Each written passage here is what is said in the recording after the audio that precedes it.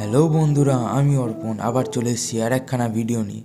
আর আমি তোমাদেরকে thank you জানাতে চাই যে আমাকে এত ভালো সাপোর্ট দেখানোর জন্য এই ভিডিওগুলোতে। আর আমি খুব খুশি হয়েছি।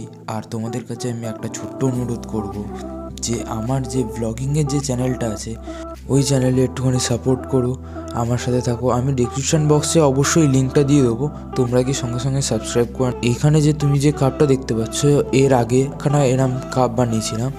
এই দুটো ডিজাইনের যে কাপগুলো আছে, এটা আমি ওই মেন যে চ্যানেলটা আছে, মেন চ্যানেলে এটা আমি গিভঅ্যাওয়ে করব।